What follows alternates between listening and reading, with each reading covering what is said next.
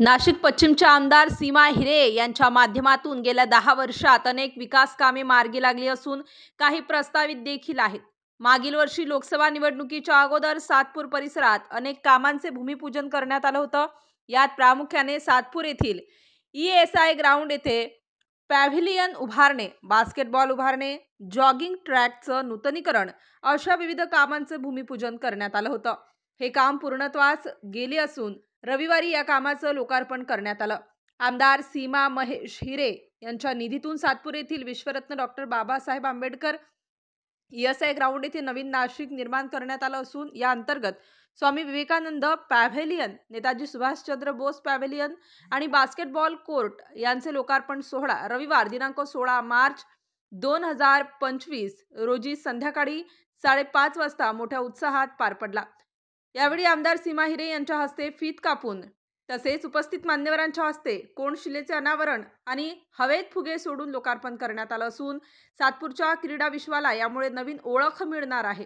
या कार्यक्रमाप्रसंगी कामगारांसाठी उपयुक्त असलेले ESI हॉस्पिटलचे नूतनीकरणाचा मानस यावेळी आमदार सीमा हिरे यांनी या प्रेक्षक गॅलरी लोकार्पण कार्यक्रमाप्रसंगी बोलून दाखवला। ज्या व्यक्ती खेळामध्ये सहभाग घेतात त्यांचं शारीरिक असेल त्याचबरोबर मानसिक असेल हे आरोग्य अत्यंत चांगलं राहण्याकरता मदत होत असते आणि त्यामुळे खेळामध्ये भाग घेणं हे खूप महत्त्वाचं आपल्या स्वतःच्या फिटनेससाठी सुद्धा उपयोगी आहे। त्याचबरोबर आपण जीवनात नेहमी विविध संघर्षाला, विविध आव्हानांना सामोरं जात असतो आणि हे सामोरं जात असताना आपल्यामध्ये एक प्रत्येक आव्हानाला तोंड देण्याची शक्ती यामुळे येत असते। प्रत्येक आव्हान पेलण्याची ताकद या खेळांमुळे येत असते आणि त्यामुळे आपण या खेळात सहभाग घेत असतो। खरं तर मी ज्या वेळेला आता मंत्रालयात काम करत असते मी प्रत्येक वेळेस सांगते की मंत्रालयामध्ये आज अनेक असे अधिकारी आहेत जे खेळामधून प्रावीण्य मिळवून परीक्षा न देता आपण खेळामध्ये प्रावीण्य मिळवून त्यांना डायरेक्ट पोस्टिंग हे आता अधिकारी झालेले आहेत आणि त्यामुळे आपल्याला सरकारी सेवेमध्ये सुद्धा या खेळांमधून संधी मिळत असते। त्यामुळे जास्तीत जास्त सराव करून आपल्याला चांगलं खेळाचं प्रदर्शन कसं करता येईल किंवा याचं करिअरमध्ये आपल्याला कसा उपयोग करता येईल हे सुद्धा आपण बघितलं पाहिजे। त्यातही महिलांना 33% आरक्षण त्यामध्ये आहे, त्यामुळे ही पण संधी आपल्यासाठी खूप मोठी आहे भगिनींनो। खरं तर आपल्या सगळ्यांच्या आशीर्वादाने तुम्ही सगळ्यांनी मला तिसऱ्यांदा संधी दिली आहे काम करण्यासाठी आणि 10 वर्षात सातपूरकरांनी खूप प्रेम, खूप सहकार्य, खूप मदत ही या 10 वर्षात केलेली आहे। 10 वर्षात आपण आपल्या या जवळपास 4 प्रभाग या सातपूरमध्ये येतात। 8, 9, 10 आणि 11 हे 4 प्रभाग या सातपूरमध्ये समाविष्ट आहेत आणि त्या प्रभागातल्या प्रत्येक भागातल्या समस्या या खरं तर वेगळ्या होत्या, परंतु तरी देखील आदरणीय एकनाथजी शिंदे, त्याचबरोबर देवेंद्रजी फडणवीस आणि अजितदादा पवार या त्रिसूत्रीने आपल्याला खूप चांगलं असे सहकार्य त्याही काळात केलं आणि आता तर आपण बघितलं असेल की आपली विजयाची घोडदौड ही न रोखता येण्यासारखी आहे। खूप मोठ्या संख्येने महाराष्ट्रात आता आपले सर्व आमदार निवडून आलेले आहेत आणि त्यामुळे सत्ता आल्यामुळे आताही चांगल्या प्रमाणात बजेट हे नुकतंच आता अधिवेशन हे सुरू आहे 26 तारखेपर्यंत, त्यामुळे त्याही बजेटमध्ये आपल्याला चांगले संधी मिळेल याची मला खात्री आहे।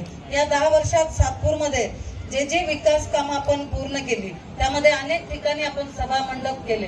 सातपूरमध्ये आज कामगार वर्ग राहतो, आपण नेहमी सांगतो इथे कामगार वर्ग राहत असताना लहान घरं असतात, कुठलाही आपल्याला कार्यक्रम करायचा असेल, मग वाढदिवस असेल, छोटेसा साखरपुडा असेल, कोणताही कार्यक्रम हा करायचा असेल तर त्याकरता सभा मंडप हा अत्यंत आवश्यक असतो आणि त्यामुळे जिथे मागणी असेल तिथे आपण सभा मंडप आतापर्यंत बांधून पूर्ण केले। मला सांगायला आनंद होतो की 150च्या वर सभा मंडप या मतदारसंघात आपण बांधून पूर्णपणे त्याचं लोकार्पण केलेलं आहे। त्याचबरोबर विविध ठिकाणी जॉगिंग ट्रॅक असेल जेणेकरून महिला भगिनी असतील किंवा आमचे ज्येष्ठ नागरिक असतील, पुरुष असतील यांना तिथे लगेच जॉगिंग करता येईल अशा पद्धतीने जॉगिंग ट्रॅक तयार केले। त्याचबरोबर व्यायाम शाळा बांधल्या, 6 अभ्यासिका आपण बांधल्या जेणेकरून आज विनायकदादा पाटील ही आपल्या सातपूरमध्ये अभ्यासिका आपण साकारली आणि आज तिथे बसायला जागा नाही, मुलांना प्रवेश बसण्यासाठी खूप चांगला उपयोग होणार आहे त्याचबरोबर ही अशा पद्धतीने बांधलेली आहे की तुम्ही सकाळी बसा, दुपारी शेडही केलंय. त्यामुळे आपल्याला एक चांगली व्यवस्था या पॅव्हेलियनमुळे झाली आहे. यापुढे देखील आपण अजून बरीच विकास कामं या ग्राउंडवर करायची आहे, जेणेकरून एक चांगला ट्रॅक इथे होईल. ज्यावेळेला आम्ही इथे आलो, इथे ट्रॅकवरचे जे ग्रुप आहेत त्यांनी खूप सूचना माझ्याकडे दिल्या आहेत.